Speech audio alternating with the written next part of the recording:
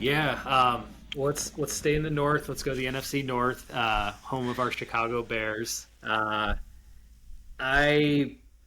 I basically, looking at each one of these four teams, the one thing that stood out for all four of them is they're not coming with much defense. Not a single one of them is ranked in the top 20 in defense, coming into this year. I think they've got a lot of holes across their rosters to really kind of shore up over the next couple of years to get these teams to, real competitive advantages on that side of the ball. But so I guess basically in my criteria, I was just kind of looking at each one of these offenses and thinking, okay, defense held equally. What do I think of these offenses? And I'm just going to rank them the way I see them, and that's how I kind of put these standings together. So I'm going to start off with Detroit. I actually think this is the year that they string it together.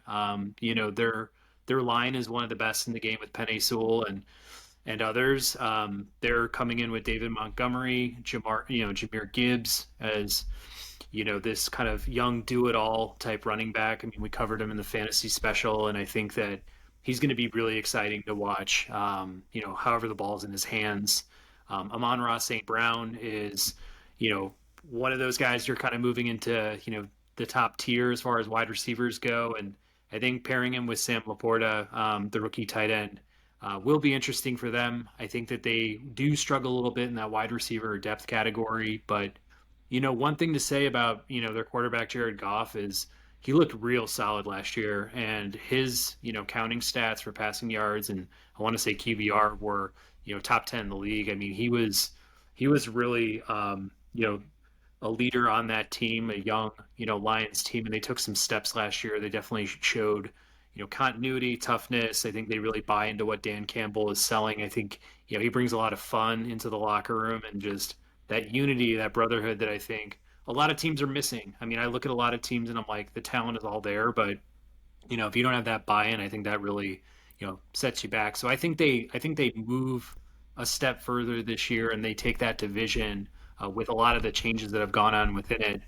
So we'll see where they go. But I got Detroit up top. Um, this is going to be a little bit unpopular, but I got the Vikings. Come talked about Zadarius Smith. They lost Patrick Peterson. They've lost a handful of other guys. I think Daniel Hunter's like the one thing keeping that defense together. Again, a lot of these defenses they're in the same ballparks with one another, and I just feel like Kirk Cousins and JJ, and then you add Jordan Addison. You got KJ Osborne there. Madison's been there before, and Hawkinson's actually a pretty exciting tight end after he got moved from Detroit. I think that the offense is going to be the thing that keeps them, humming. I think they can, you know, go toe to toe and, kind of put points up on the board. I think they're going to be an absolute doormat on the other end. But I think kind of looking at some of the other offenses in this division, I would place them second at this point. So I'll leave it at that. Minnesota takes a step back from last year, but still ends up in second place. I then have our Chicago Bears slotted in at third.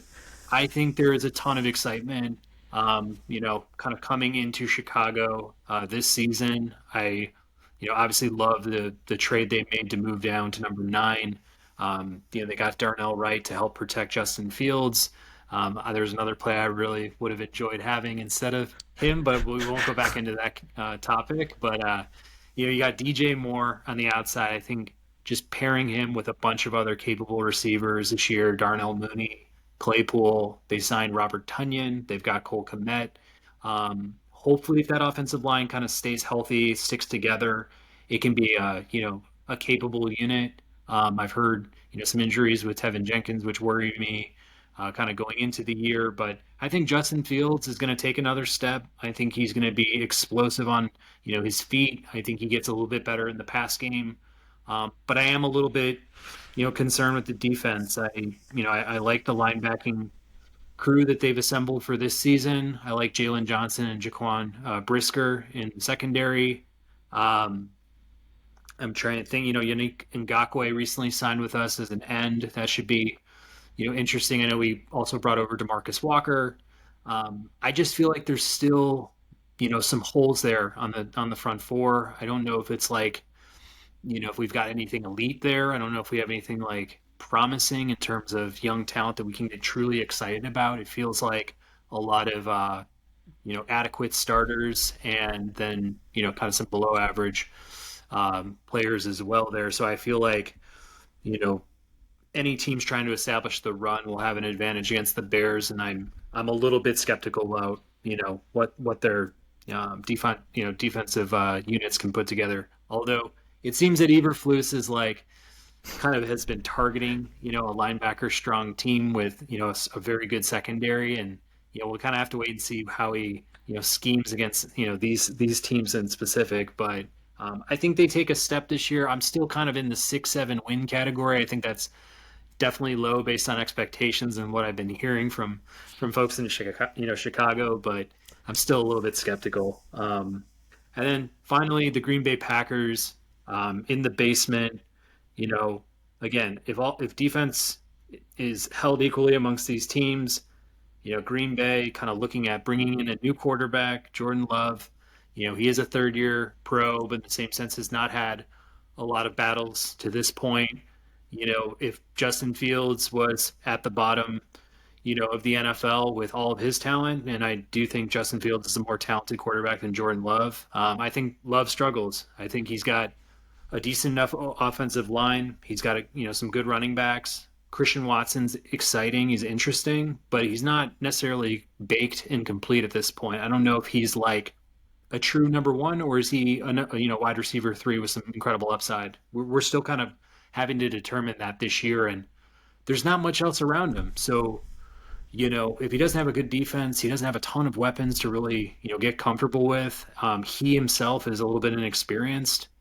I think they struggle. I think they do struggle, and they weren't a very good team last year. I mean, Aaron Rodgers really, you know, I think willed them to a near 500 record, but in the same sense, it was a pretty ugly year coming out of Green Bay. So I kind of expect that going into this one, and that's kind of how I looked at it in the NFC North.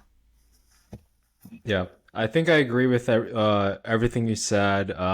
Except I'm the forever optimist here for the Chicago Bears. I feel like so. I had them finishing second here. I think Vegas